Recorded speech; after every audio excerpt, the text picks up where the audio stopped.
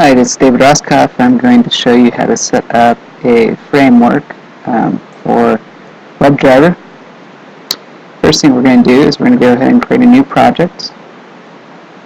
And we're going to select under templates, Visual C#. We're going to do test, and we're going to select the unit test project. The reason why we have to do a unit test project is in order to take advantage of the Microsoft unit testing framework. And also be able to take advantage of things like Microsoft Test Manager, being able to link your test cases to your automated test.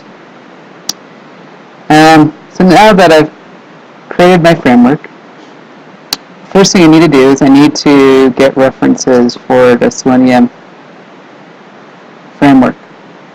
So to do that, I'm going to go ahead and go to seleniumhq.org. I'm going to click on download, and then I'm going to scroll down, and under Selenium Client Webdriver Language Bindings, I'm going to select C#, and I'm going to click on download. Once it has downloaded, you should see a zip file. That zip file is going to contain the files that we need. First, make sure to extract the files. Once you've extracted it, go to .NET 4, and there's the files I need. I'm going to go ahead and in order, if your solution's going to be added to source control, it's important to have what I call as a library folder. So I'm going to click new folder. I'm going to type in library. And what this will do is this will keep all my external DLLs, so I don't have to reference them on my client machines when getting latest. This is very important if you're working on a team with multiple testers. And then I'm just going to select those files that I extracted earlier, and I'm going to drop them into my library. Now that I have them in my solution, I'm going to go ahead and say add reference. And I'm going to go to browse. I'm going to go to wherever I put the project. This one just says unit testing project, so unit test project 1. I'm going to go into my library folder. I'm going to select the 4 files. I noticed that I brought over more than there is. That's okay. The DLLs are the only ones that are going to show up in this list, and those are the ones that we want. Click Add. Click OK. And now you'll see here that I have my WebDriver and my Selenium DLLs or references here on my left. Now that I've done that, I'm now ready to go ahead and create my first test. So my first test, I'm going to go ahead and go to mormon.org. So what I'll do is I'm going to go ahead and open up Firefox, and I'm going to go to www.mormon.org. I'm going to copy that URL. I'm going to add one reference at the top here, because you have to tell WebDriver where it's going to. So I'm going to say openqa.selenium, and I'm going to say using openqa.selenium.firefox. And down here below, I'm going to go ahead and do my first instance of the driver. I'm going to say iWebDriver driver equals new, I'm going to say Firefox driver. Now, in here, if I said new, and I said Chrome driver, it would open up Chrome. If I said Firefox, it would open up Firefox. Internet Explorer, it would open up Internet Explorer. In this example, I'm doing Firefox because Firefox doesn't require an external driver when I run this. So it'll be easier for our demo here. And then next line, I'm going to do driver.manage. Driver. navigate.go to URL. In quotation marks, I'm going to put in http www.mormon.org. If you don't do the http www.mormon.org, this first test will fail. You have to have this http in that request. If I just did www.mormon.org, nothing would happen and you'd be wondering why your test isn't working. To test it, I'm just going to click on Run Debug Tests, and then if I've done everything correctly, it should open up a Firefox browser and should navigate to mormon.org. My test passed, so now I will move on to my next test.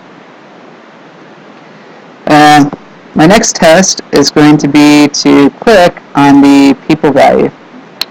Now, in order to do that, I need to identify it somehow. In this example here, I'm going to use XPath. What XPath is it's a HTML, it's an XML query language. And so you see, when you spy, so if you right-click on people and you hit Inspect Element, you'll get this little view here at the bottom, which kind of shows how this page is made up in HTML. So what I want to click on is this span called nav title text, and that contains people. Now, for this first, I won't go into selectors too much, but just so that you can check out your first test, I'm going to go ahead and create a selector for this. So first thing I'm going to do is I'm going to tell it that I want to find an element on a page, and I want to find it by XPath. And in the XPath, I'm going to say I'm looking for a span. I'm looking for a span that has a @class attribute equal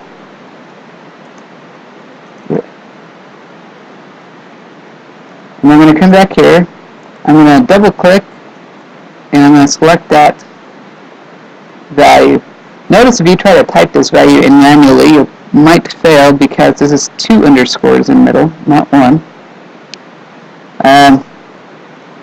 And then I'm going to tell it that I'm not just looking for any nav title text, I'm looking for the one that has the text value of people.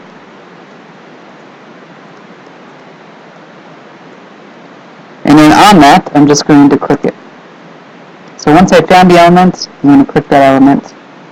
So if my XPath works, so that text value is going to get the internal text here.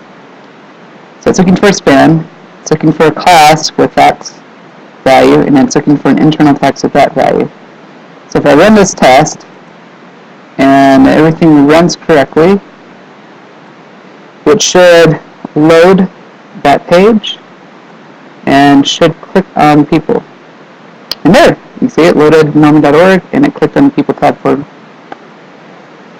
So last, I'm just going to do one more test. I'm going to do one more click. I want to, once I've clicked the people, I want to click on Meet Mormons. So if I spy on Meet Mormons has a span called Meet Mormons. And so, back in here, I'm going to do a driver dot find element by XPath. And here, because, and you kind of have to, if that span is unique and there's no other span that's going to have the text Meet Mormons, then you could just say text equals Meet Mormons. Dot click. And since this is the end of my test, I'm going to go ahead and add an assert, because this is going to tell me whether or not I passed or failed. I'm going to say is true. I'm going to say driver.url, so the URL of the web page, should contain the value if it navigated correctly. So if you actually go there, so if I click Meet Mormons, my URL should have the value of people find. So I'm going to go ahead and just paste people find in there because that's the value that the web page should have. So if it goes through this, if it goes through these two clicks here, and your app doesn't contain people find, then it will fail my test. If it does, then it'll pass. So I'm going to go ahead and run this test here. Go to room.org, click some people, and look how it failed to click Meet Mormons. And look here how it failed. And if you look at why it failed, it says the given selector is either invalid or does not result in a web element. And so my selector, my second one, was wrong. So in order to fix that, you just have to take a look at your selector and figure out why that failed.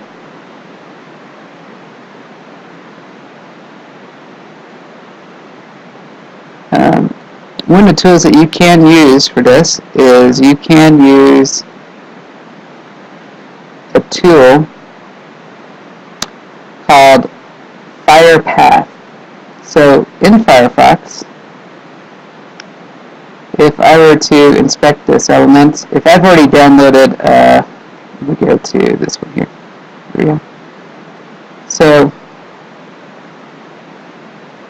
if I go to click on this, and if I go to look at this element, and if you've downloaded Firebug, there is a tool called FirePath. What FirePath allows me to do is it allows me to verify my XPath. So if I was looking for a span where the text equaled Meet Mormons, it would tell me there it is. So now I'm going to go back here, and just in case I have a typo, I'm going to just retype what I just did. Looks like there is a small typo there, miss a quotation. And I'll go ahead and run my test again.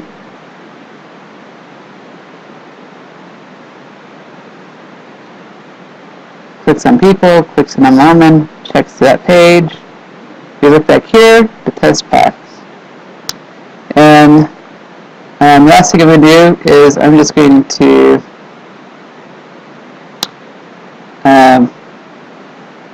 maybe rename my class to make it a little more easier. So I'm going to say test search. And then I might rename this one here to say search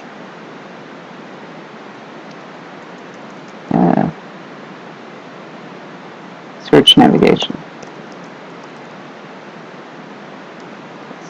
Here we go. Because it's actually taking me to the search page. And that concludes this video. I hope it was intuitive enough for you and that you don't have any problems. If you do, feel free to let me know. And that completes my